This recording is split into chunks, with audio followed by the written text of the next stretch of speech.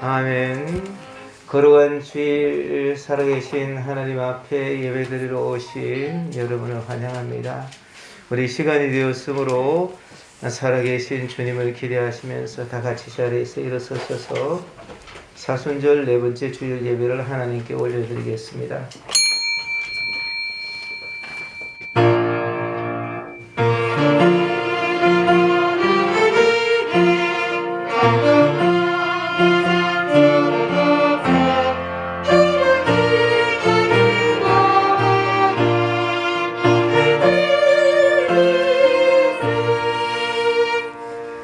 내가 주의 권능과 영광을 보기 위하여 이와 같이 성소에서 주를 바라보았나이다. 주의 인자하심이 생명보다 나음으로 내 입술이 주를 찬양할 것이라. 이러므로 나의 평생에 주를 송축하며 주의 이름으로 말미암아 나의 손을 들리라. 생명의 길, 진리의 길로 우리를 인도하여 주시는 주님, 예수님의 십자가의 공로로 죄를 구원하셔서 하나님의 백성으로 살게 하시며 거룩한 주일 아침에 영과 진리로 예배하게 하시니 감사합니다. 고요히 머리를 숙여서 하나님의 임재를 기다리고 있는 저희를 돌아보아 주시오며 은혜를 사모하고 있는 심령들마다 진리의 말씀으로 충만하게 채워 주옵소서. 우리를 위하여 고난을 당하신 예수 그리스도의 은혜를 더욱 깊이 경험하는 복되고 신령한 예배가 되게 하여 주시옵소서. 예수님의 이름으로 기원하옵나이다. 아멘. 다같이 사도신경으로 신앙을 고백드립니다. 나는 전능하신 아버지 하나님 천지의 창조주를 믿습니다. 나는 그의 유일하신 아들 우리 주 예수 그리스도를 믿습니다.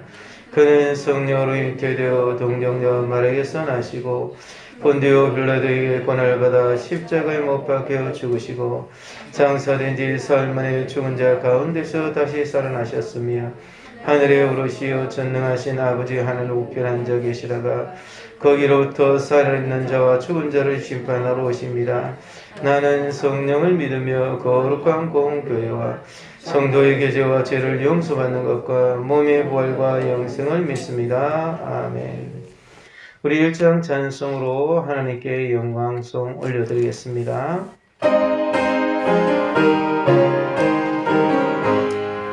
만복의 근원 하나님 온 백성 찬송 드리고 저 찬사여 찬송하세 찬송 성모 성자 성령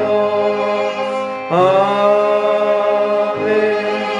아멘. 다 같이 자리에 앉으시겠습니다. 이 시간 우리 예배를 위해서 우리를 예배 자리로 불러주신 하나님께 감사와 회개와 성령 충만을 위해서 한 목소리로 같이 기도드리겠습니다.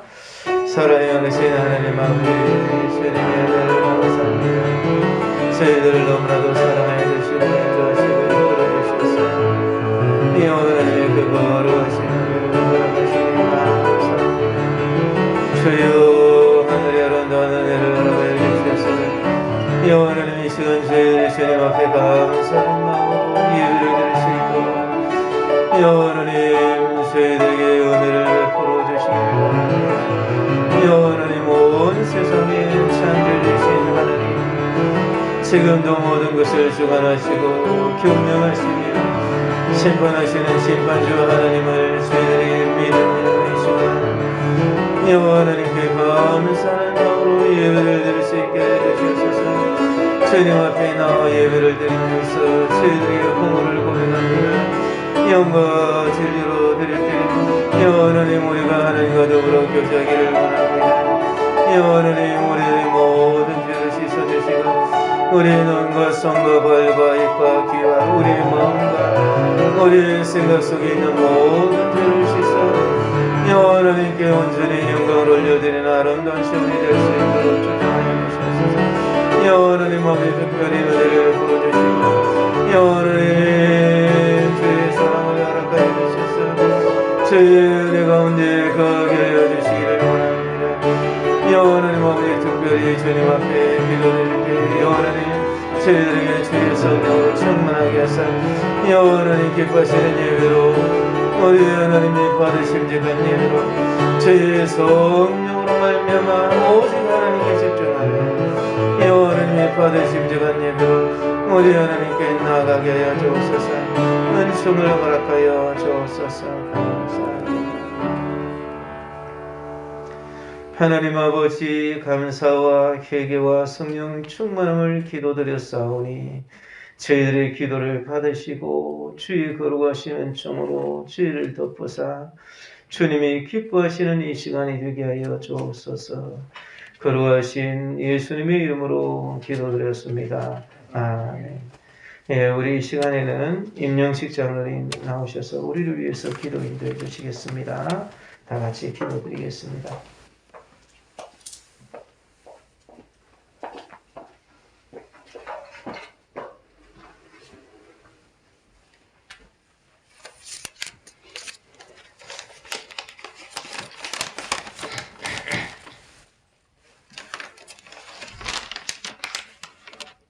전지전능하시고 자비로우신 하나님 아버지, 오늘도 성령님께서 인도하심을 따라서 주님 전에게 모였사오니 많은 은혜 받을 수 있도록 도와주시옵소서.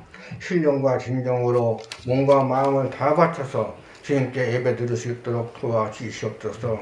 오늘도 말씀을 준비하시고 담임하신 우리 목사님 영육간의 강건함으로 채워주시오며 능력의 말씀, 권능의 말씀을 선포하실 수 있도록 은혜 베풀어 주시옵소서. 내조하여 주시는 사모님도 관광시켜 주시오며 성가자와 청년부로 인도하실 때에 크신 능력 주시사 각 기관마다 크게 부흥되도록 은혜 베풀어 주시옵소서.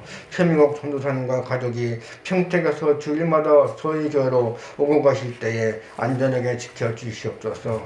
하나님 아버지, 이곳 충의동 126번지 가로주택 정비 사업이 하루속히 이루어지도록 도와주시사 저희 교회도 좋은 위치에다 대지 250평과 충분한 보상을 받아서 청정 재건축을 할 수 있도록 역사하여 주시옵소서. 그래서 저희 교회가 구원의 방주가 될 수 있도록 도와주시옵며 아버지 세계 복음화 전초 기제가 될 수 있도록 은혜 베풀어 주시옵소서. 지금 러시아와 우크라이나가 전쟁 중에 싸움나이다. 수만 명이 피난 중에 있고 인명피해도 너무 많이 늘어나고 있사오니 두 나라 간의 전쟁이 하루속히 종료되도록 주님께서 역사하여 주시오며 피해 복구가 신속하게 이루어지도록 은혜 베풀어 주시옵소서. 하나님 아버지, 지금 전 세계에 퍼져 있는 오미크론 바이러스를 종식시켜 주시옵소서.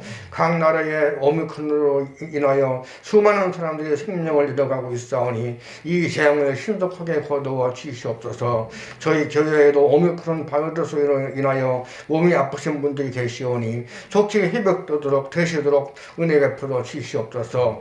또한 저희 교회의 어린 아이부터 연로하신 어르신들까지 지켜주시고 보호주사 더 이상 감염되지 않도록 역사하여 주시옵소서. 이 나라 이 민족을 불쌍히 여기주사 전쟁만은 막아 주시옵소서. 북한에서는 지난 24일 날 미사일을 발사하였다고 합니다. 더 이상 도발을 하지 않도록 막아 주시옵소서. 북한은 전쟁 준비를 그만하고 대화의 장으로 나올 수 있도록 북한 당국자들의 마음을 움직여 주시옵소서. 이제 5월달이면 새 정부가 출범한다고 하오니 북한과의 합의도 잘 이루어낼 수 있도록 도와주시오며 이 나라가 공산화되어가는 것을 막아주시오며 새 정부가 오직 자유민주주의를 위해서 일할 수 있도록 도와주시옵소서. 지금 국회의 계류적인 모든 악한 법들이 폐지될 수 있도록 역사하여 주시옵소서. 슬픔을 당하신 신복희 권사님과 가족들을 지켜주셔서 믿음으로 주님만 의지하며 슬픔을 이겨낼 수 있도록 도와주시오며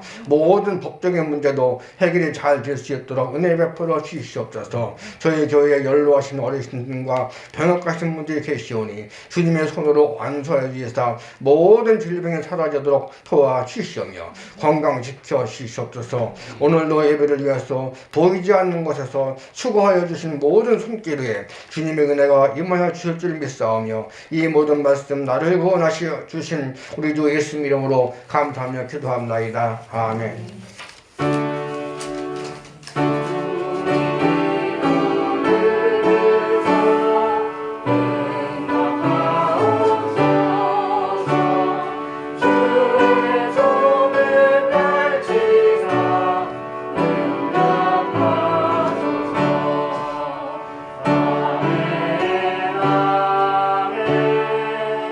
아멘. 감사합니다. 우리 하나님께 찬송가 144장으로 영광을 올려드리면서 드리신 예물 봉헌 드리겠습니다. 찬송가 144장입니다.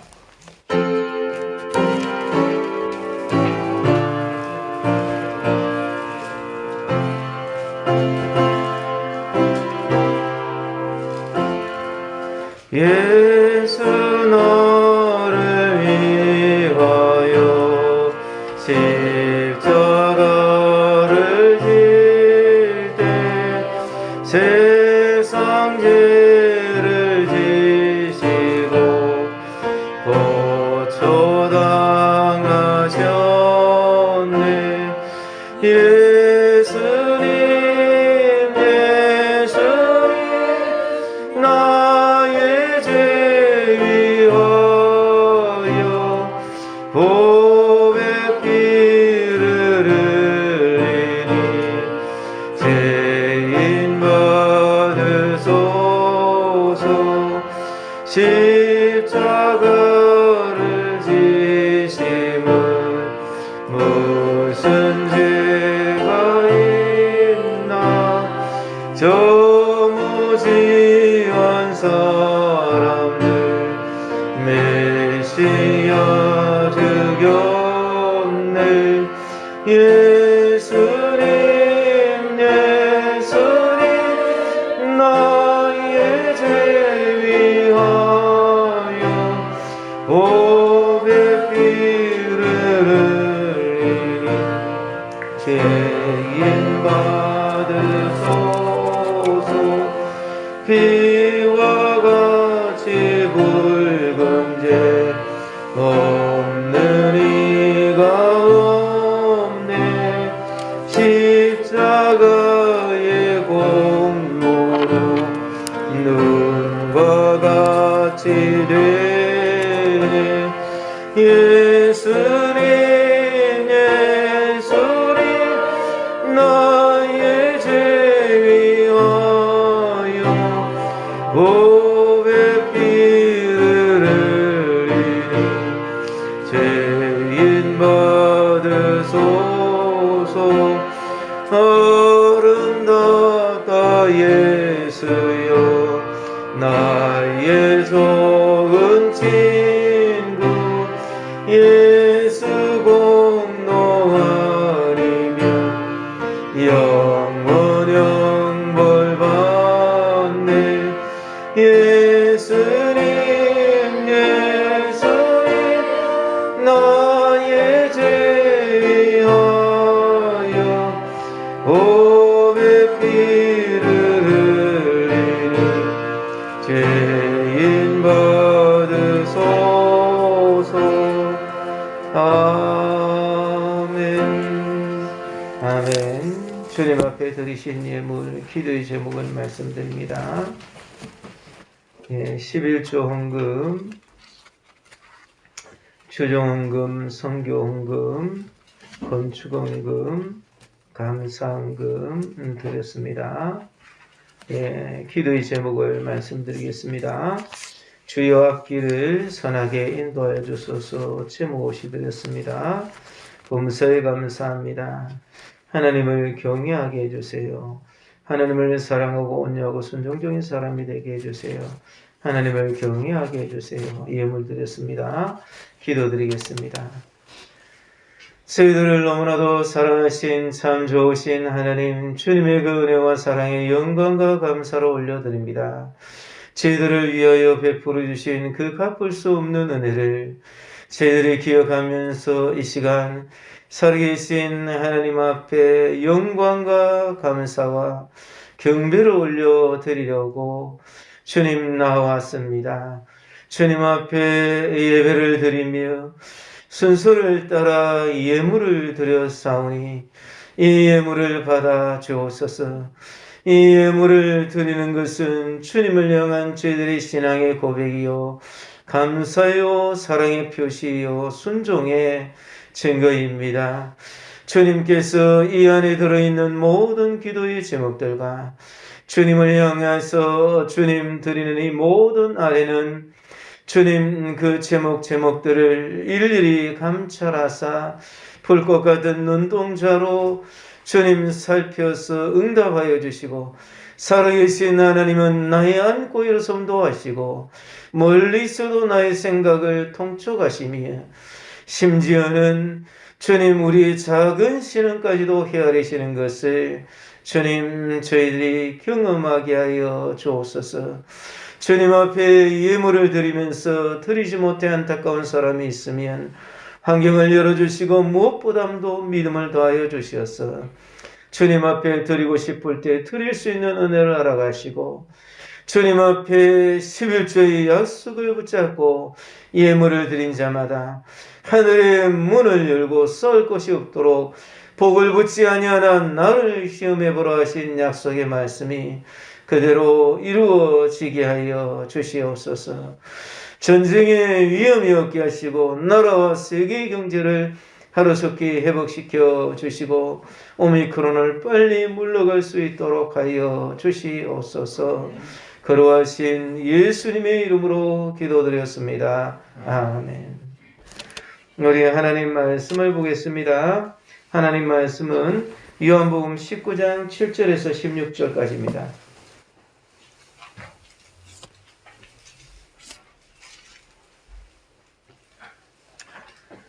신약성경 요한복음 19장 7절에서 16절까지입니다.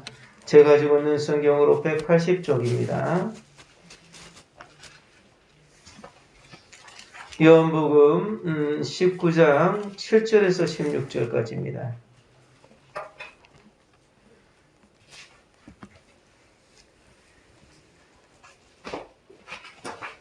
요한복음 19장 7절에서 16절까지입니다. 찾으신 줄 알고 제가 봉독해 드리겠습니다. 유대인들이 대답하되 우리에게 법이 있으니 그 법대로 하면 그가 당연히 죽을 것은 그가 자기를 하나님의 아들이라 함이니이다. 빌라도가 이 말을 듣고 더욱 두려워하여 다시 관정에 들어가서 예수께 말하되 너는 어디로부터냐 하되 예수는 대답하여 주지 아니하시는지라. 빌라도가 이르되 내게 말하지 아니하느냐? 내가 너를 넣을 고난도 있고 십자가에 못 박을 고난도 있는 줄 알지 못하느냐? 예수께서 대답하시되 위에서 주지 아니하셨더라면 나를 해할 고난이 없었으리니 그러므로 나를 내게 넘겨준 자의 죄는 더 크다 아니라 하시니라. 이러므로 빌라도가 예수를 놓으려고 힘썼으나 유대인들이 소리질러 이르되 이 사람을 놓으면 가이사의 충신이 아니니이다. 무릇 자기를 왕이라 하는 자는 가이사를 반영하는 것이니이다. 빌라도가 이 말을 듣고 예수를 끌고 나가서 돌을 깐 뜰 히브리 말로 가바다에 있는 재판석에 앉아있더라. 이날은 6월절의 준비일이요 때는 제6시라. 빌라도가 유대인들에게 이르되 보라 너희 왕이로다. 그들이 소리 지르되 없이하소서 없이하소서 그를 십자가에 못 박게 하소서. 빌라도가 이르되 내가 너희 왕을 십자가에 못 박으랴.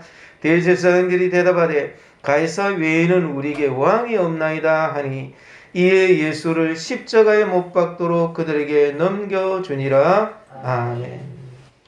이 시간 호산나 성거대에서 찬양으로 하나님께 영광을 올려드리겠습니다.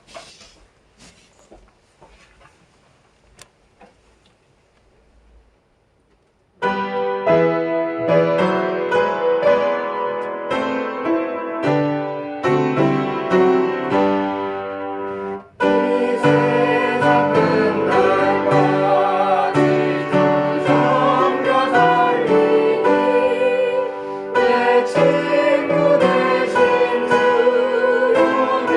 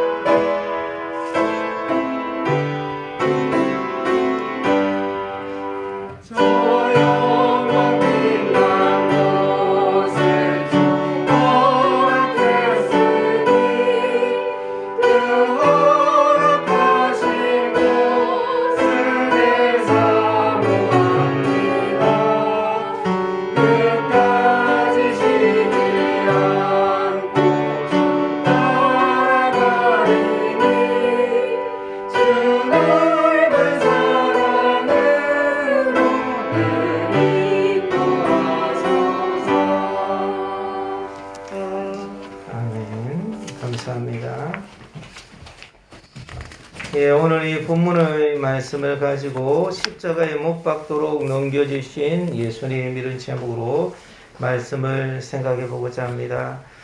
예수님이 십자가에 못 박히게 넘겨진 사건이 오늘 16절에 보니까 나와 있습니다. 16절에 보니까 이에 예수를 십자가에 못 박도록 그들에게 넘겨주니라. 빌라도는 이미 유대인들이 이제 예수님을 놓으면 가이사의 충신이 아닙니다 라고 하는 그 말에 굴복을 한 것입니다. 그리고 이제 참 그 십자가에 못 박으라 그렇게 백성들이 소리를 막 지르고 그러는 것에 대해서 결국 예수님을 십자가에 못 박도록 판결을 내리게 된 것입니다. 사실 빌라도가 예수님을 넘겨줬다 그렇게 이야기하는데 실제로는 로마인들만 처형할 수 있는 권한이 있기 때문에 빌라도가 넘겨준 것은 아니지만 이것을 요구한 것은 바로 유대인들이기 때문에 넘겨줬다 그렇게 우리가 말할 수 있는 것입니다. 십자가에 못 박도록 사실 유대인들의 그 회유에 의해서 협박에 의해서 예수님께서 넘겨지시고 그리고 십자가를 지시게 되신 것입니다. 이 빌라도가 이렇게 참 이 일들을 진행하면서 두려워했던 이유는 유대인들이 이야기를 할 때에 예수님이 자기를 하나님의 아들이라 그렇게 한다. 그래서 참 죽여야지 된다. 이렇게 이야기를 하니까 이 빌라도가 그 이야기를 듣고 더욱 두려워한 것이. 그래서 이제 보니까 예수님이 진짜 하나님의 아들이라면 어떻게 하는가? 신의 아들이라면 자기에게 더 큰 어려움이 있지 않을까? 그런 생각 때문에 그는 재판에 단안을 내리지 못하고 예수님께 가서 이렇게 신문을 합니다. 9절에 보니까 다시 관정에 들어가서 예수께 말하되 너는 어디로부터냐 그렇게 이야기하는 것을 볼 수 있습니다. 이 어디로부터냐 하는 것은 예수님의 부모나 조상으로부터 내려오는 유전적인 특성에 대해서 물어보는 것입니다. 그가 유대인들의 말인 자기 자신을 하나님의 아들이라 그렇게 말하려고 말했던 것을 듣고 예수님이 누구신지를 좀 알아보려고 한 그런 질문입니다. 그러나 이런 것들도 결국에는 유대인들의 그러한 이 협박에 의해서 끝나게 되고 예수님은 십자가에 못 박도록 넘겨주신 것이 우리가 예수님께서 십자가에 못 박히신 그 일은 우리를 구원하시려는 하나님의 섭리에 의해서 되어진 것이라는 것을 알고 있습니다.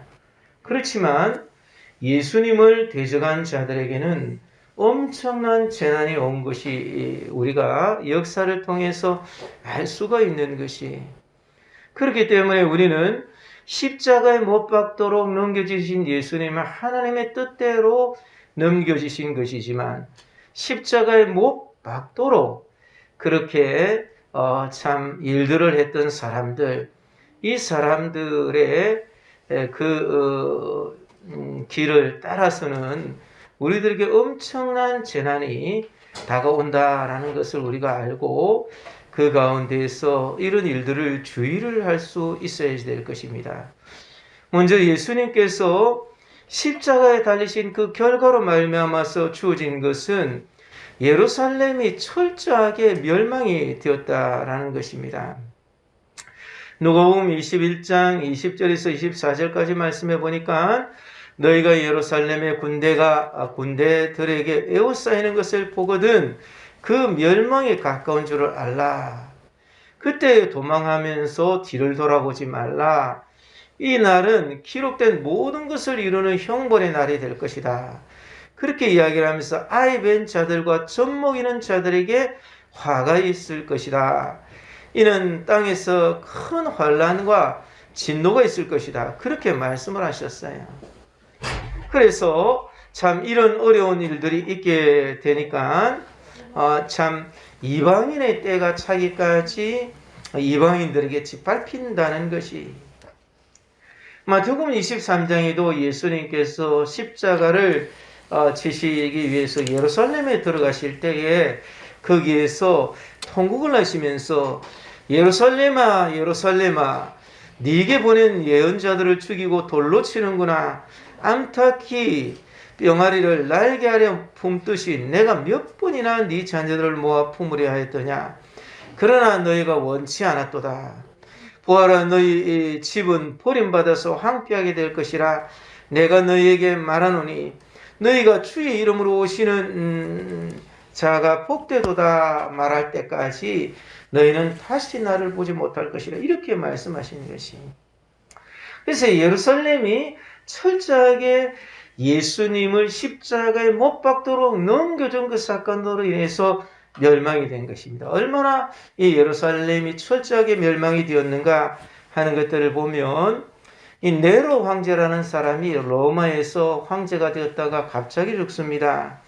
그리고 나서 여기에 대해서 누가 로마의 황제가 될 것인가, 이런 일들 때문에 그때에 베스파시안이라는 사람이 예루살렘을 삥 둘러싸서 그것을 점령하려 그러다가 이 사람이 로마 원로원에 그러한 이렇게 부름을 받고 로마로 가게 되는 것이. 그래서 베스파시안이 황제로 추대될 때까지 한 1년 반 정도 그런 휴식 기간이 있었는데, 그때에 예루살렘은 재개될 로마의 공격에 대해서 방어 시설을 보강하고 식량을 비축하는 대책을 마련할 수가 있었어요. 이때 예수님의 말씀을 들었던 사람들은 이제 골짜기로, 펠라 골짜기라는 골짜기로 도망가서 많은 사람이 화를 면할 수가 있었던 것입니다. 그때 보면은 예루살렘 성 안에 여심당과 옹문파가 서로 전쟁을 했는데, 그 중에서 갈릴리 지역에서 활동하던 기스칼라 요한이라는 사람이 거짓말을 꾸며내서 예루살렘 성 안으로 들어갑니다. 그래서 교묘한 말로 사람의 마음을 사로잡아서 천부적인 거짓말장이었는데 위선적인 박애주의자가 돼서 사람들의 지지를 얻고, 그렇게 하면서 그 안에 들어가서 주민들을 굉장히 이렇게 어렵게 만들었어요. 약탈, 강도, 유력 인사들을 납치, 감금, 암살을 했는데 주후 70년에 예루살렘 포위는 6월절 직후에 예루살렘의 방문객으로 꽉 찼을 때 개시가 되었는데, 그때까지 이 사람들이 많은 일들을 이렇게 하면서 그 안에서 양식에 불을 질러 버렸습니다. 참고 있던 성 안의 사람들이 수년 동안 먹을 수 있는 곡식이 불에 다 타버리게 되는 것이. 6월절에 돼서 사람들은 그곳에 빼곡히 예루살렘에 들어왔습니다. 근데 이때에 디도 장군이, 베스파시안 장군의 그 아들인 디도 장군이 예루살렘을 포위했어요. 이 예루살렘 성 안에서는 그때 당시에 이 요한, 가스칼라 요한이라는 사람이 이렇게 이끄는 그러한 옹문파와 강경파의 내분으로 인해서 살해당한 사람들이 얼마나 많았는지, 피가 시냇물처럼 흐르고 굶주림을 견디지 못하고 하루에 수천 명씩 죽었고 그 시체를 매장할 사람이 없어서 시체를 밟고 지나갈 지경이 되었습니다. 그래서 이 사람들이 이렇게 내전을 하고 있었고 성전 바깥들에서 죽은 사람들의 피가 얼마나 많은지 악취가 났다고 그럽니다.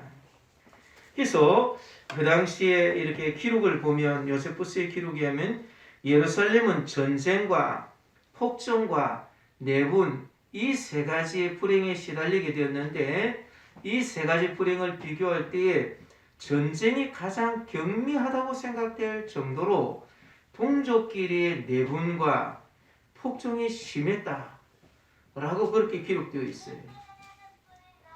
이 디도 장군, 티투스 장군인데 이 장군은 거기에서 이제 안에서는 내분을 하고 있고 밖에서는 뺑 둘러싸고 있고 그런 가운데서 예루살렘의 성벽보다도 높은 토성을 쌓는 거예요.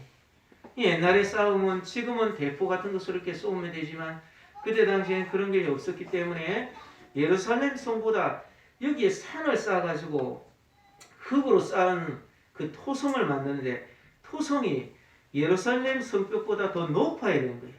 그래서 위에서 화살을 쏘고 밑에서는 사람들이 사다리를 대고 그렇게 올라갈 수 있지 않습니까? 토성을 계속 이렇게 쌓아가고 그렇게 그렇게 하는 것입니다. 그리고 공성태라는 것을 가지고서 그렇게 싸웠습니다. 그래서 이 공성태라는 것은 거기에서다가 성을 부수기 위해 가지고 이렇게 또 이 돌 같은 것을 가지고서 이 성을 지금 원시적인 대포죠. 그런 식으로 탕 이렇게 쏘는 거. 그런 거 하고 또 이렇게 연필처럼 뾰족하게 만들어서 성문을 부수는 그러한 것으로 그렇게 하고 있었던 것이. 그래서 얼마나 많은 사람들이 거기서 죽고 그런 가운데서 밖에 이렇게 사람들이 그 안에 있는 사성은 밖에 도망쳐 나오는 사람들이 가르쳐주는데 도망치는 사람들을 잡아가지고는 이 요한 가스칼라스 요한과 또 시몬이라는 사람이 그 가족들을 죽여버리니까 마음대로 도망을 갈 수도 없는 거예요. 예루살렘은 극심한 기근으로 신발은 물론 방패에 달린 가죽까지도 씹어먹는 가죽이라는 것이 있으면 그걸 씹어먹어야지. 너무나도 굶주려가지고 심지어는 자신의 아들까지도 잡아먹었다고 합니다. 기근으로 굶주리는 사람들은 차라리 죽은 자를 부러워했다고 하는 것이. 자식을 먹는 참상은 말로 다 할 수가 없었어요. 그래서 그해 70년 7월에 로마군은 밤을 틈타서 안토니아 요새 그 예루살렘에 보면은 북쪽 끝에 있는 안토니아 요새를 기습 탈취합니다. 그래서 성전 파괴의 교두보가 마련되고 수천 명의 유대인들을 살려겠습니다. 그리고 나서 5개월에 걸친 격전 끝에 마침내 예루살렘이 함락이 되었는데 주후 70년 8월 10일에 성전이 불타올랐어요. 유대인들은 성전이 불타고 있을 때 하나님이 자기 백성을 구원하실 신호를 주신 것이라는 거짓 선지자의 선언을 잔뜩 믿고 그렇게 많은 사람이 죽었는데 그때 성전에 불이 탄 8월 10일은 놀랍게도 과거에 솔로몬 성전이 바벨론의 느부갓네살 왕에 의해서 파괴된 그날에 로마의 디도 장군이 8월 10일 날 예루살렘을 또 멸망을 시킨 것입니다. 예루살렘의 참사는 그 어떤 혼돈보다도 무서웠습니다.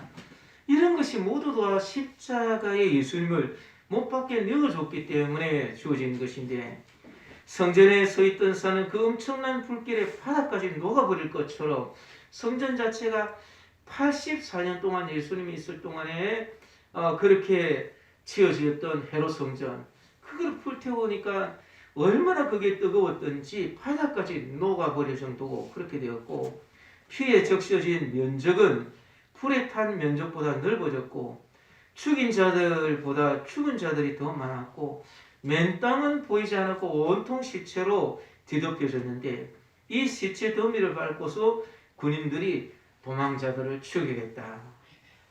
이 요세푸스는 그렇게 기록하고 있어요.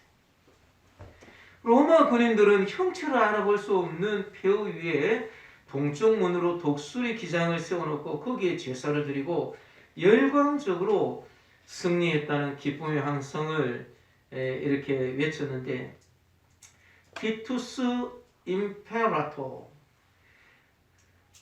디도 군사령관, 디도 군사령관, 이런 뜻이.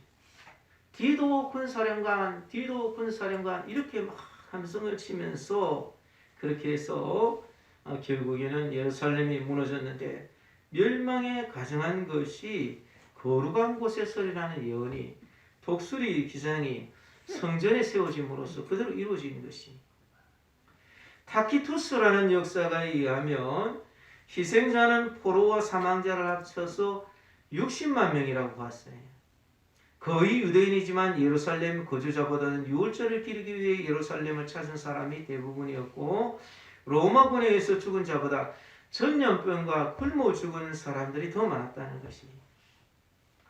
거기서 수많은 사람이 노예가 됐는데 17살 이상의 남자 포로는 노예가 되어서 선물로 로마에 속해 있는 각 주에 선물로 보내줬고, 이들은 검투사가 되어서 맹수의 먹이가 되거나 상대방 칼에 죽었고, 16세 이하의 남녀는 병사들에게 분배가 되어서 병사들은 보너스를 받은 셈치고 노예 상인에게 팔았어요. 그 당시에 유대인들이 10만 명이 포로가 되었습니다. 그래서 로마에 끌려가서 콜로세움 건설을 공사에 투입됐어요. 이제 로마에 가면 콜로세움이 있는데, 그 콜로세움이 이렇게 유명한 그런 관광지지 않습니까? 거기에서 많은 유대인들이 거기에서 수없이 노력을 하다가 거기서 죽고 맹수들에 의해서 희생 제물이 됐어요. 콜로세움은 이렇게 유대인들의 포로들의 피와 땀으로 세워진 것인데, 디도 장군이 로마의 개선문을 세웠어요. 개선문이 몇 개가 있는데, 디도의 개선문에 보면 유대에서 빼앗아 온 전리품이 이렇게 성소의 보물들로 그렇게 그림으로 새겨져 있는 것을 볼 수가 있습니다. 이 타키투스의 기록이 아니고 요세푸스의 기록에 의하면 유대 전쟁 시작부터 끝까지 죽은 사람의 숫자가 135만 명, 56,460명으로 그렇게 봤고, 포로들의 수는 10만 1,700명으로 그렇게 계산했어요. 그래서 5개월 만에 성벽이 무너지고 그 안에 들어가고, 그렇게 해서 유대인들은 한국을 거부를 해서 그렇게 5개월 만에 됐지만, 그때 죽은 자들은 한 110만 명 정도 되어지고 10만 명 이상이 포로가 되었는데, 유대 전쟁이 종결된 것은 그로부터 3년 지나서였습니다. 왜냐하면 예루살렘에서 피하여 간 사람들이 마사다라는 곳에 갔어요. 마사다라는 곳은 모든 면이 다 이렇게 올라가는 한쪽 면 말고는 3면이 모두 다 난공불락의 성으로 되어 있습니다. 그러니까 로마가 그 좁은 길로 군대가 다 같이 올라갈 수가 없고, 거기는 이렇게 참 토성을 쌓기가 어려운 거예요. 그래서 그 토성을 쌓느라고 한 3년 정도 시간이 지난 거예요. 그 경사로를 마련하느라고.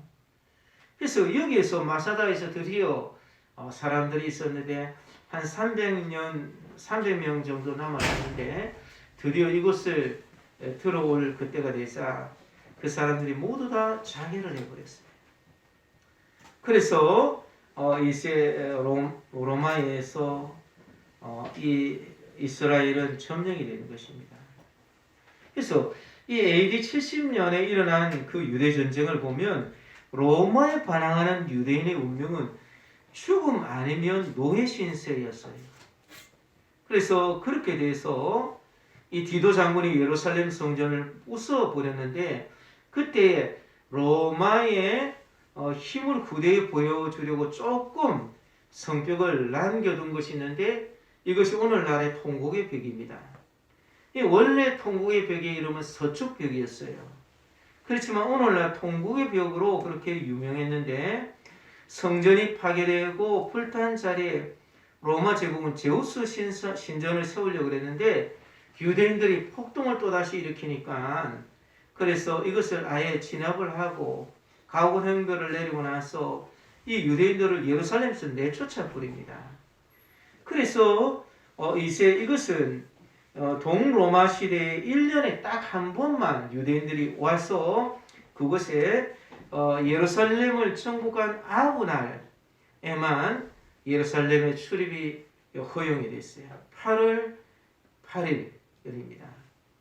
그래서 이 아브날이 되면은 유대인들이 와서 통곡의 병에 되고 거기에서 자꾸 울면서 기도를 하고 우리들이 잘못했습니다. 이렇게 하니까 자신들이 나라를 잃어버린 것이 잘못했습니다. 이렇게 하니까 서쪽 벽 이름이 통곡의 벽으로 바뀌어지는 것이.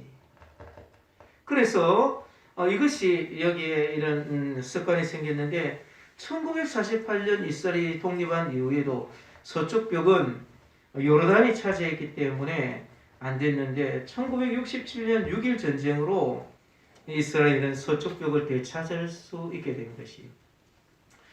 이 통곡의 벽을 공식적으로 되찾은 것은 주후 70년 예루살렘 성전이 파괴되고 나서 1900년 만의 일이라고 볼 수 있는 것이. 그래서 여기 통곡의 벽 앞쪽에는 지금 큰 뜰이 건설되어서 수천 명의 순례객이 지금도 거기 가가지고 기도하고 이런 모습을 볼 수 있는 것이. 이런 일들이 왜 이루어졌느냐? 분명하게 예수님이 말씀하시는데 예수님을 십자가에 넘겼기 때문에 그런 것이.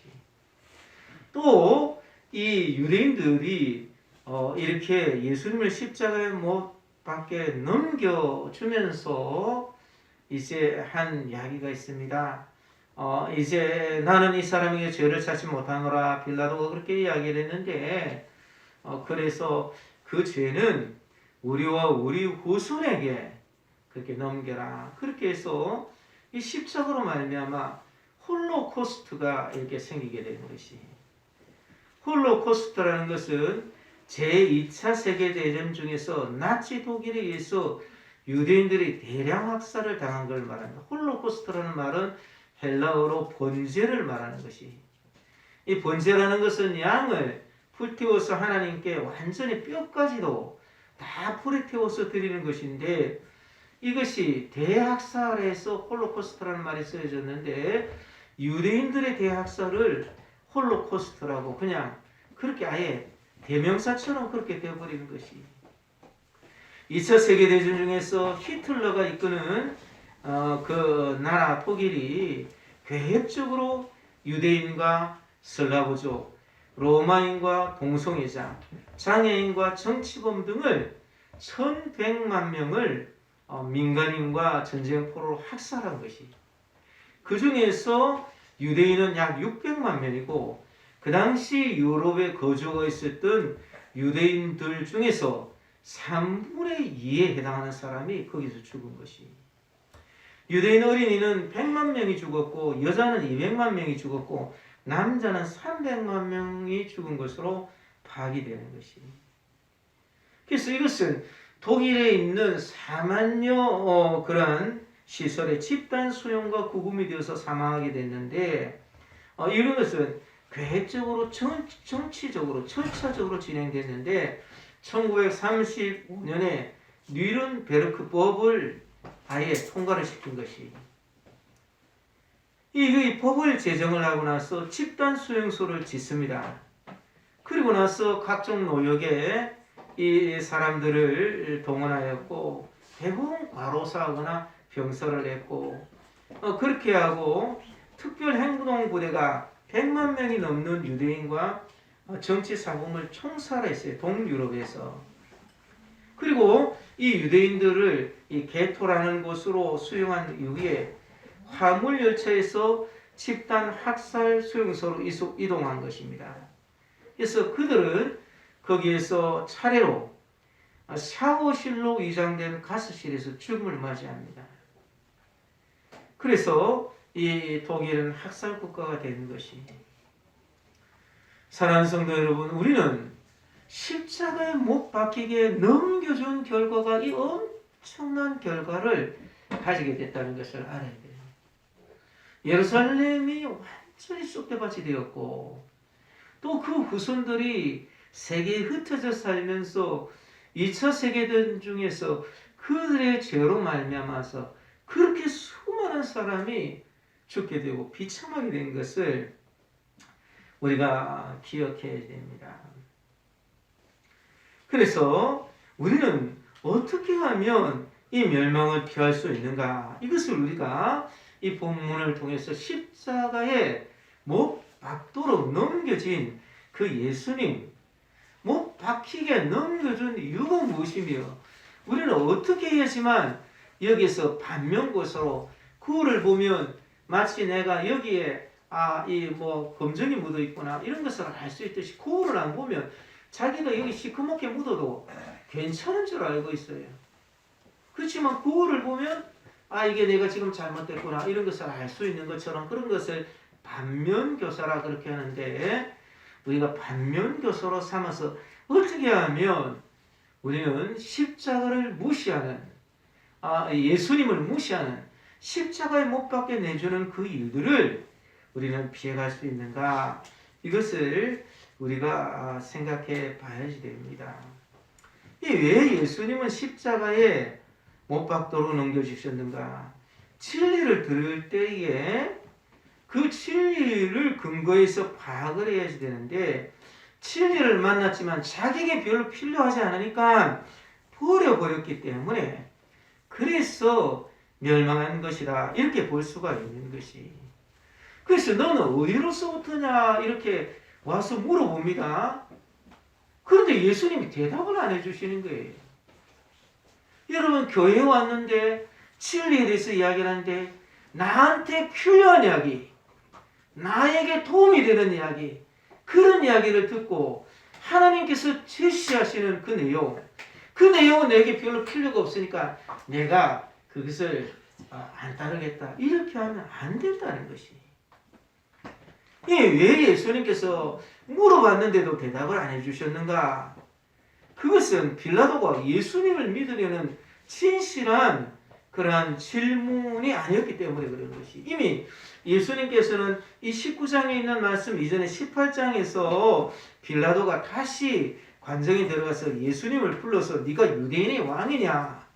그러니까 네가 스스로 하는 이야기냐? 다른 사람이 나에 대해서 한 말이냐? 그러니까 내가 유대인이냐? 네 나라 사람들이 너를 내게 넘겼으니 내가 뭘 했는지 내가 물어보는 거다. 그러니까 예수님께서 뭐라고 대답을 해주셨냐면은 예수께서 대답하실 때 내 나라는 이 세상에 속한 것이 아니니라.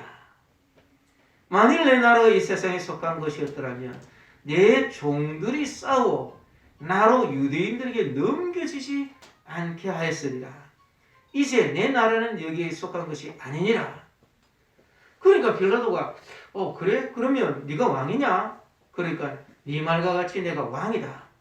내가 이를 위해서 태어났으면 이를 위해서 세상에 왔나니 곧 진리에 대해서 증언하려 함이로다. 무릇 진리에 속한 자는 내 음성을 듣느니라. 이렇게 말씀을 하시는 것이. 분명히 예수님께서 증언을 하셨어요. 그 진리가 뭐냐? 그래놓고 별로 자기가 소유가 안 되는 거야. 이거 지금 무슨 영적인 이야기를 하는지 무슨 정신적인 이야기를 하는지 나한테 지금 무슨 소용이 되냐? 그 빌라도가 무시를 한 거예요.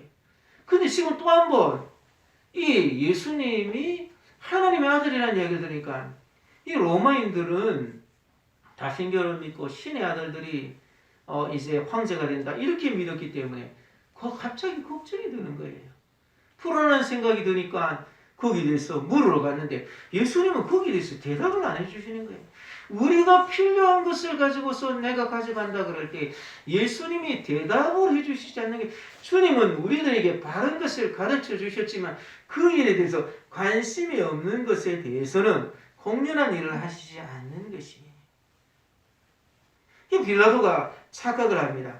아니 내가 너를 놓을 권한도 있고 십자가에 못 박을 권한도 있는 줄 알지 못하느냐. 그러니까 예수님이 위에서 주지 않으셨으면 나를 해할 권한이 없었으니 그러므로 나를 네게 넘겨준 자의 죄는 더 크다. 이렇게 이야기를 하는 것이. 그래서 빌라도가 자기에게 주어진 권력을 잘못 사용한 것은 죄악이지만 그 죄는 받은 권세도 없이 예수님을 잡도록 강요된 일도 없이 행동해서 그들이 결국 이 빌라도가 이 유대인들에게 넘겨주도록 한 그 죄, 그렇게 행동한 자들의 죄, 제사장들과 바리새인들과 무리들의 죄보다는 가벼운 것이다. 이 슐라테르는 그렇게 봤어요. 그들의 죄악은 빌라도보다 더 크다는 것입니다. 빌라도에서 우리가 고난을 받았다 그러지만 실제로 그 내용을 가지고 넘겨둔 자들의 죄는 더 크다. 예수님은 분명히 그렇게 말씀하신 것이. 겉으로는 아닌 척하고 속으로는 그렇게 하는 것을 주님 모르시겠습니까?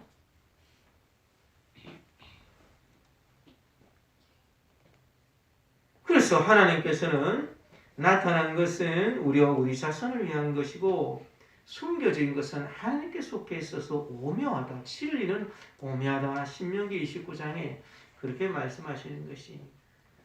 여러분, 우리가 이 시대를 알고 있습니다. 이 시대에 내게 지금 필요한 거는 뭐 내가 명예로운 거 살고 재밌게 살고 어떻게 하면 이 세상 속에서 다른 사람에게 무시당하지 않게 살고 내 마음속에 있는 그런 것을 즐거워하면서 살아갈 수 있을까? 이런 일에만 관심을 가지고 예수님이 말씀하신 일에 관심을 갖지 않는 사람은 그 사람은 예수님을 십자가에 못 박게 넘겨줄 사람이 될 수 있는 것이. 회개하지 않으면 그렇게 될 수밖에 없는 것이. 주님께서 말씀하셨습니다. 이때에 하나님께서 참 말씀하신 그대로 되어진다는 것이. 요한계시록에 보니까 나팔 심판이 있는데 둘째 천사가 나팔을 보니까 배들의 3분의 1이 깨졌다. 피조물의 3분의 1이 죽고 바다 가운데 있는 생명을 가진 자들이 죽고. 그래서 이 어빈 백스터라는 분이 이거를 조사를 해봤어요. 조사를 해보니까 2차 세계대전 때에 총 바다에 띄워진 배 중에서 폭격으로 인해서 부서진 배가 3분의 1인 거예요. 셋째 천사가 나팔을 불었습니다. 요한계시록 8장 11절에 보니까 이 나팔의 심판이 있고 그 다음에 대접의 심판이 있고 이인의 심판이 있는데 이 세 가지는 똑같은 것을 같이 병행해서 이야기하는 것이 이렇게 많은 학자들이 보고 있어요. 이 똑같다는 말이 그 속에서 있는 것이 아니고 똑같은 그것이 지나가고 이렇게 되어지는 것이 아니고 어쨌든 셋째 천사가 나팔을 보니까 요한계시록 8장 11절에 보니까 이 별의 이름은 쓴쑥이라. 물의 3분의 1이 쓴쑥이 되며 그 물이 쓴물이 되므로 많은 사람이 죽더라. 이 별이 불에 탄 별이 땅에 떨어져서 그렇게 되는데 그 별의 이름은 쓴쑥입니다. 이 체르노빌, 지금 우크라이나와 러시아가 전쟁을 하고 있는데 우크라이나에 있는 도시 이름이 체르노빌이에요. 여기에서 원자로를 건설하고 이렇게 했는데 실수해서 원자로가 폭발을 했어요. 그래서 얼마나 많은 사람이 죽었는지 모릅니다. 형체도 없이 죽고 거기에서 있었던 그 원자 폭탄과 같은 그런 원자재들이 올라가서 지구 대극권 위로 올라가서 전 세계에 퍼져버렸어요. 물에 떨어져서 많은 사람이 죽는데 체르노빌의 러시아어가 뭐냐면 쓴쑥이라는 뜻이에요. 우리가 주님께서 말씀하시는 것을 모르면 우리는 이 시대를 잘 알지 못할 수가 있어요.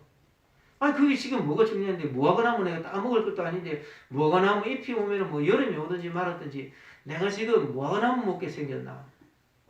그런 생각을 하는 사람은 예수님을 십자가에 못 박게 그렇게 넘겨줄 수가 있다는 것이. 노르웨이에서 유명한 목사님인 임마누엘 미노스 목사님께서 성도 중에서 90세가 된 할머니에게 들은 내용인데 너무 충격적인 것들에서 개방하지 않은 채 서랍 속에 봉해두었는데 30년 후에 종이를 확인하자 대부분 말한 대로 현실이 됐어요. 거기에 보면은 이 텔레비전에 채널이 있는데 채널이란 말이 그때는 없었어요.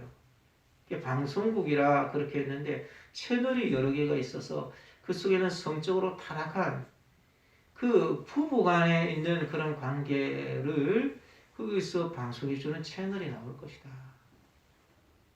그게 다 예언이 됐어요. 그때는 난민이라는 말이 없었어요. 다른 나라에 가서 난민 신청하는 게 없는데 그때 뭐라고 얘기했냐면은 앞으로는 많은 사람이 자기 나라에서 와서 바다를 건너서 다른 나라에 가는데 다른 나라 사람들이 너무 많이 오니까 그거 싫어해가지고 그들을 막고 어림을 겪을 것이다. 그런 것도 다 예언이 되어 있는 거예요. 주님 말씀하신 대로 이 세대는 주님에서 벗어나는 게 아니라 주님이 이런 시대가 일어날 것이다. 수많은 사람이 미혹을 받게 될 것이고 수많은 사람이 예수 그리스도를 모르게 될 것이다. 수많은 사람이 자기의 쾌락을 위해서 살 것이고 하나님 없이 살 것이다. 하나님을 따라 살다가도 배양할 것이다. 이것을 예언을 했어요.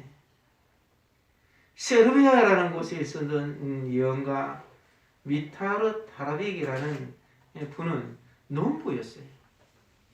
그런데 이 러시아 정교의 사람들, 러시아 정교회는 기독교에 가깝습니다. 이 자리크 신부에게 이야기를 했는데 이 타라빅이 자기가 죽을 날짜를 예언을 했어요. 이 사람은 산에 가서 기도를 많이 하고 농부로서 평범하게 사는 사람이에요. 45살이 되어서 자기가 죽을 것이다 예언했는데 45살 자기 좀 장가를 가라 그렇게 했는데 나 45살에 죽을 거예요. 근데 진짜 죽었어요.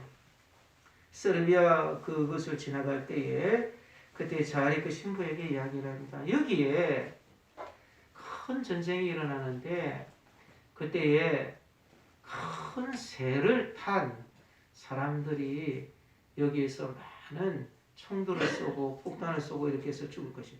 그때 당시에 비행기가 없었기 때문에 그 언제 그런 일이 있느냐 자리크 신부가 물어보니까 신부님의 손자 때의 일이 이루어집니다.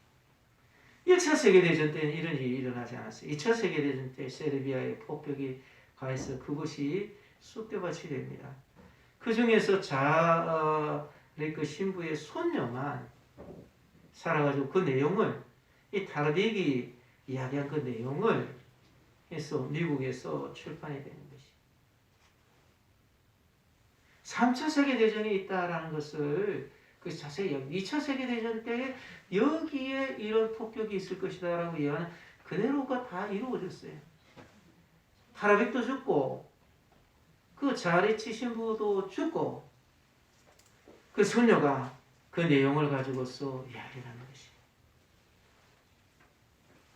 우리가 어떻게 하면 이런 멸망을 피할 수 있는가? 중요한 것은 진리를 들을 때에 이것이 무엇을 말씀하시는 것인가 하는 것을 내 마음속에 그게 생각하면서 그렇게 나타난 것은 우리 자손을 위한 것이고 숨겨진 것은 하나님께 속한 것으로서 하나님이 그 섭리에 대해서 다 가르쳐 주시지 않으시는 것이 내가 만약 진리에 대해서 듣고자 하는 마음이 없고 내게 필요한 것만 교회에서 가져가서 내게 필요한 것만 가지고 그렇게 살고 필요 안 한 거 그런 거 내가 뭐 가서 피곤해 죽겠는데 그런 사람은 예수님을 십자가에 못 박도록 내줄 수가 있다는 것이.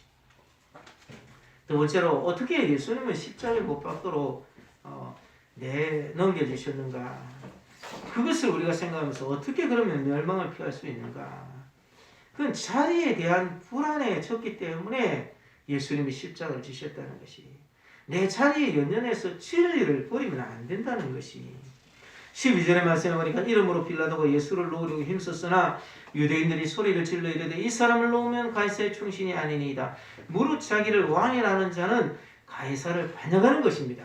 이렇게 이야기를 하는 것이. 빌라도가 어떻게 하든지 예수님이 진짜 죄를 지은 것도 없고 하나님의 아들이라 그런 이야기를 하니까 자기에게 해가 있을까 봐 어떻게 하든지 넣으려고 지금 애를 씁니다. 그 앞에도 넣으려고 애를 쓰고 지금도 넣으려고 애를 쓰고 더군다나 다른 복음서에 보면은 그 부인이 참 이렇게 이 사람은 의인이다. 꿈을 꿨으니까 절대로 이 사람에게 해롭게 하면 안 된다. 그런 이야기를 했다는 거지. 그래서 어떻게든지 이 사람을 넣으려고 힘을 썼어요. 그냥 한 게 아니라 자기 나름대로는 머리를 쓰고 힘을 썼어요. 그런데 참 그 당시에 이 사람들이 이야기한 것은 참 빌라도가 예수님을 처형시키지 않으면 안 된다는 상황으로 몰고 가는 계략을 꾸몄어요. 빌라도에 대한 일종의 협박을 한 것인데 예수님과 가이사를 대립시켜서 빌라도에게 둘 중에 하나를 선택하라면서 양차택일을 강요하는 것이. 그 당시에 보면 참 빌라도는 그렇게 선택할 수밖에 없는 거예요. 왜냐하면 당시의 가이사, 당시의 황제, 로마의 황제에 있던 가이사 티베리우스는 정치적으로 적에 대해서 의심이 많았어요. 그리고 잔인한 인물로 악명이 높았기 때문에 만약 유대인들이 이 빌라도가 여기에 대해서 아무 말도 조치를 안 했는데 유대인들이 자기들이 좀 불편하면 투수를 자주 보내는 거예요. 황제에게 투수를 보내가지고 편지를 써가지고 투수를 보낸다면 빌라도가 정치적인 그러한 생명이 기약 없는 것이 될 것이 분명한 거예요. 그러니까 빌라도의 그 내면에서 일어나는 갈등이 있는 것이 세상에서 내 자리를 생각하려면 불안함이 있는 것이 또 하나님의 아들이라 그러니까 그 진리에 대해서 불안한 것이 있는 것이 거기에 대한 갈등을 볼 수 있는데 결국 이것은 세상에 대한 두려움이 승리를 한 것이다. 불트만이라는 사람은 이렇게 본 것이. 그래서 결국 빌라도가 이 말을 듣고 예수를 끌고 나와서 돌로 깐 뜰, 이 지금 이 마당 같은 데 이렇게 있는데 마당 같은 곳에 거기 좀 높은 곳이 있고 그런 마당이 있고 이런데 거기서 재판석을 하는데 마당에는 비가 오면 먼지도 날리고 또 그냥 있어도 먼지가 날리고 하니까 옛날에는 이게 돌 같은 것으로 이렇게 깔았어요. 흑운모나 이런 거 가지고서 좀 까만 돌 이런 것을 얇게 떠가지고 그것을 네모나게 만드는지 마른 목골로 만든다든지 이렇게 해가지고 쫙 깔면은 거기 먼지도 안 나고 좋은 거예요. 그래서 예수님을 끌고 나가서 돌로 깐 뜰, 히브리 말로 가바다라는 곳에 재판석에 앉아서 이날은 6월절의 준비일이고 때는 제6시라. 6시라는 것은 아침 6시를 말하는 거예요. 아침 6시인데 예수님이 하도 채찍에 많이 맞으셔가지고 어떻게 하든지 예수님을 놓으려고 예수님을 채찍에 많이 맞도록 그렇게 해가지고 이렇게 빌라도가 보여줬기 때문에 너무 지쳐가지고 거기에서 골고다까지 가시는데 3시간이나 시간이 걸리는 것입니다. 9시에 예수님 십자가에 못 박히게 되는 것입니다. 그래서 보라 이것이 너희 왕이다. 그렇게 이야기를 하는 것입니다. 그럼 우리는 주님 앞에서 진리를 가지고 이렇게 생각할 때 그런 생각이 있을 수가 있어요. 진리가 뭐가 중요하냐? 지금 내 자리가 중요하다.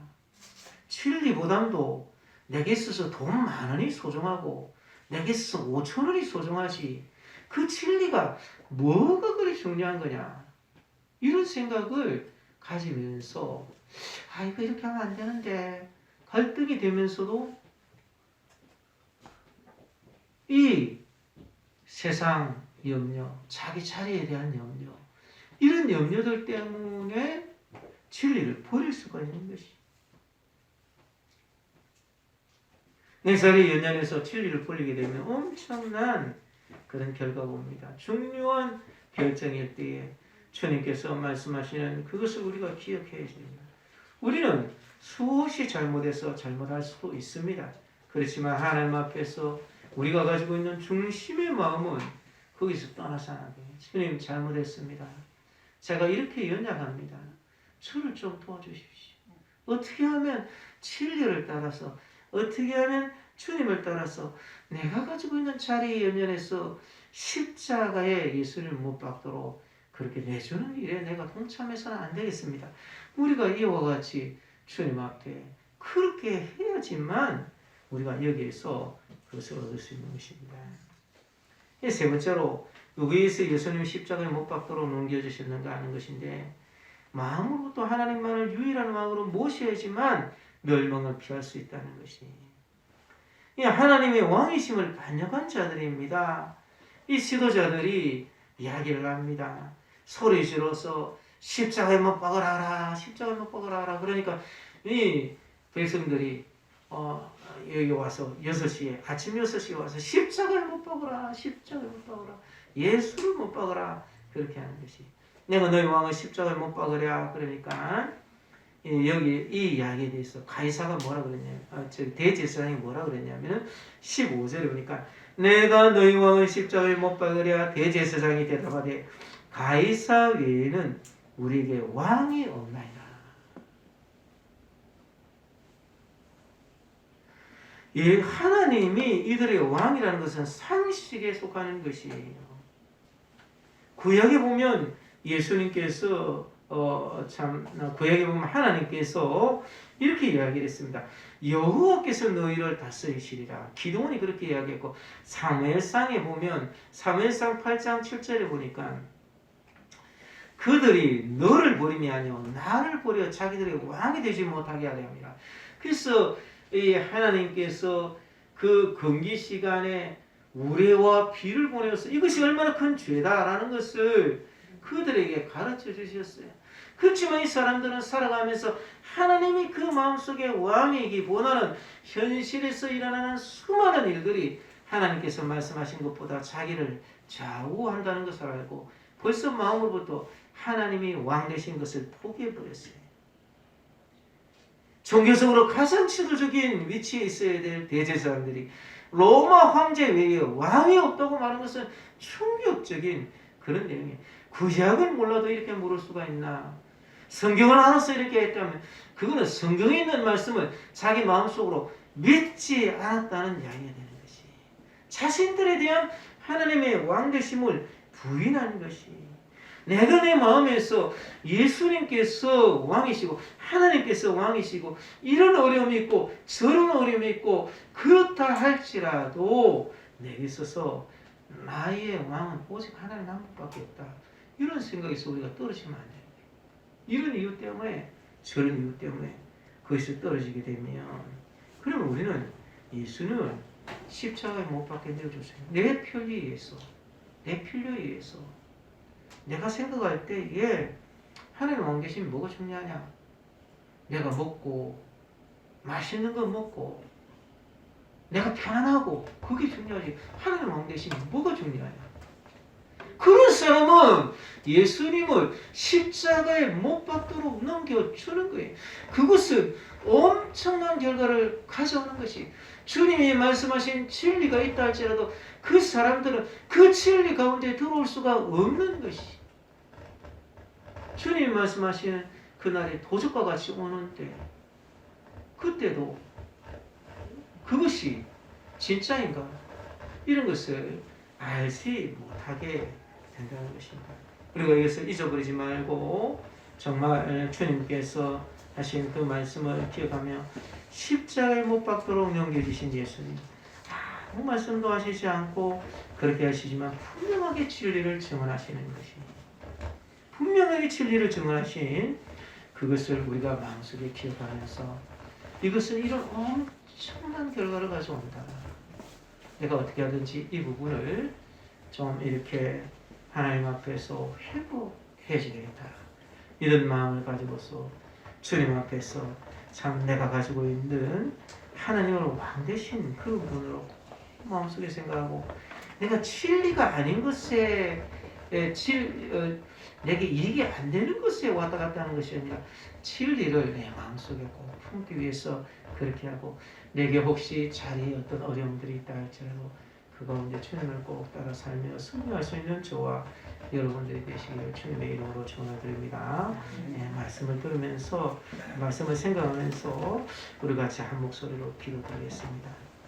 십자가에 못 박도록 넘겨주신 예수님으로 인해서 엄청난 결과들이 왔는데요, 하나님 은혜를 베풀어 주소서, 주님의 사랑을 허락하여 주소서, 주님께서 기뻐하시는 그런 열매들이 있게 해 주소서, 나도 그 자리에 있어서 주님을 십자가에 못 박도록 남겨주는 그런 일에 동참하는 자가 되지 않도록 하나님 은혜를 베풀어 주소서. 나는 그들보다 뛰어난 사람이 아닙니다.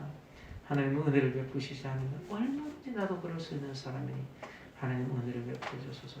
우리 이런 기도 제목들 가지고 한 목소리로 같이 기도드리겠습니다. 살아가신 하나님, 십자가에 못 박도록 주님 하나님 말씀으로 하시지만 주님 주여 우리들에게 주님의 진리의 말씀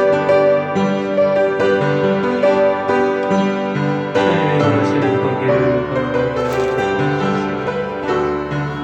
하나님의 그 아름다운 모습 주의 복을 걸어가게 하나님 그들은 늘 것이 아니라 생각했지만 얼마나 처참하고 주님 우리들이 어리석어서 하나님의 진리를 하나님의 원계심을 하나님의 원하시는 주님이 기뻐하시면서 주님의 뜻을 하는 사람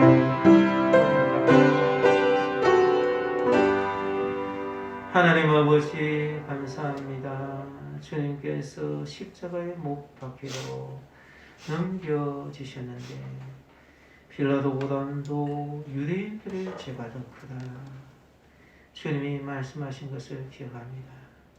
빌라도가 잘못했던 것을 답습하지 않게 하시고 유대인들이 잘못했던 것을 답습하지 않도록 도와주시고 그 모든 일들을 주님이 말씀하신 대로 섭리대로 그렇게 이루어 가시는 하나님을 저희들이 경외하게 하여 주옵소서. 예수님의 이름으로 기도드렸습니다. 아멘. 예, 교회 소식을 전해드리겠습니다.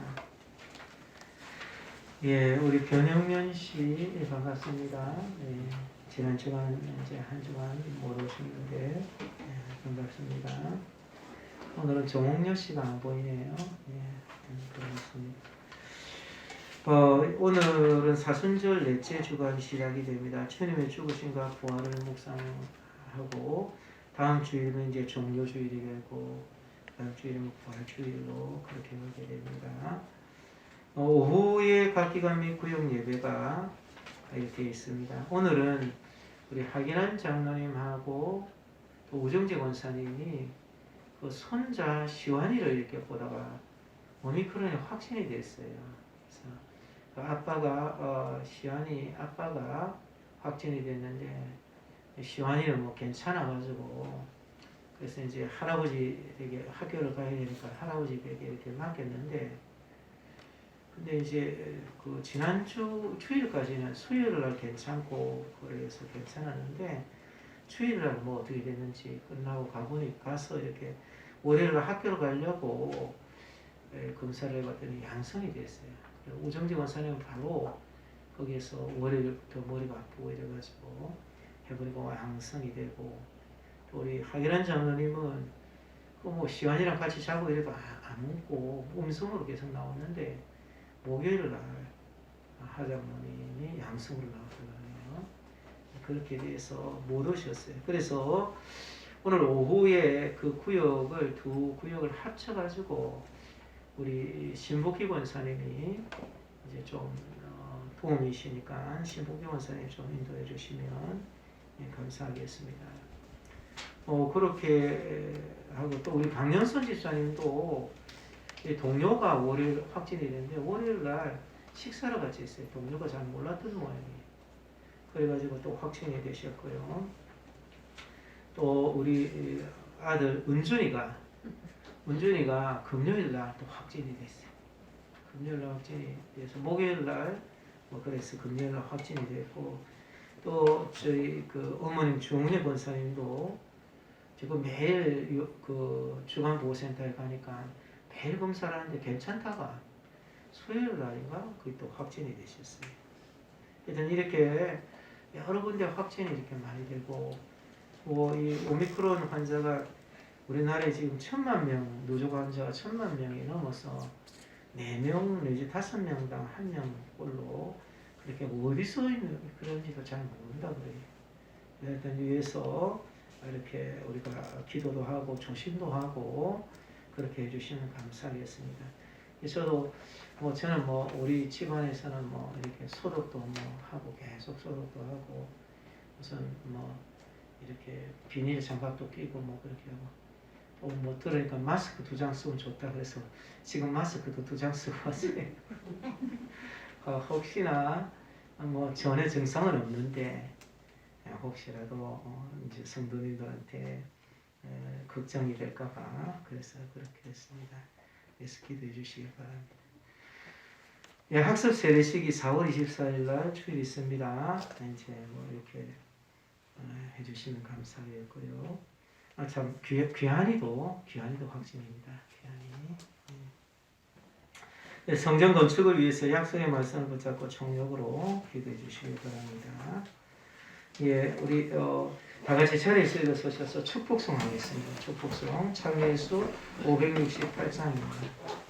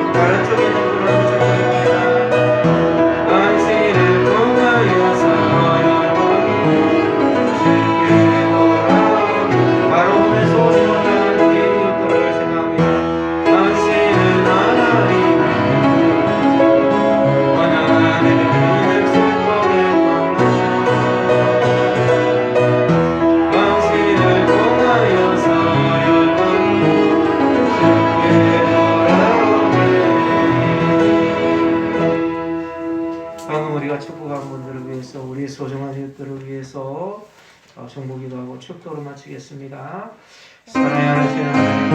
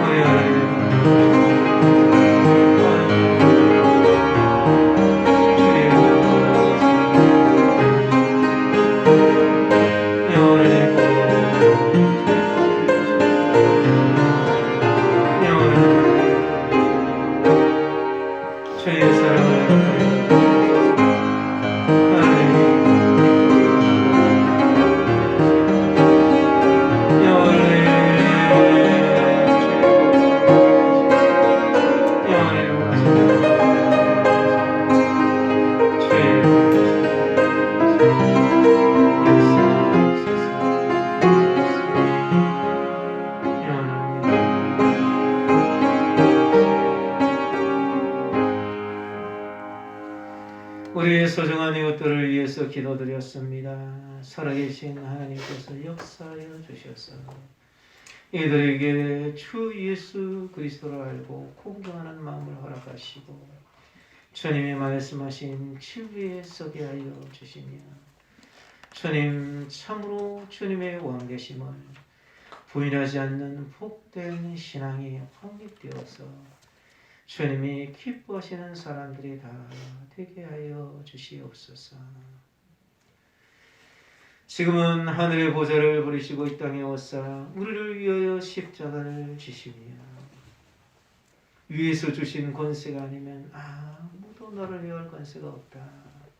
선한 증거를 빌라도 앞에 증언하시며 스스로 십자가를 지셔서 우리를 구원하신 주 예수 그리스도의 원하시는 은혜와 우리를 너무나도 사랑하여 주셔서 하나밖에 없는 아들까지 희생하시면서 우리의 이 땅에서 무엇을 기준으로 살아야 될지를 가르쳐 주시고 주님을 따라 좁은 길을 걷다가 천국까지 입성하게 하신 하나님 아버지 말할 수 없이 크신 사랑하심과 우리와 함께 계시는 성령 하나님의 위로부터 충만 복 내려주시니 오늘도 주 앞에 예배를 드리면서 아멘. 주님이 원하시는 뜻대로 살기를 원합니다.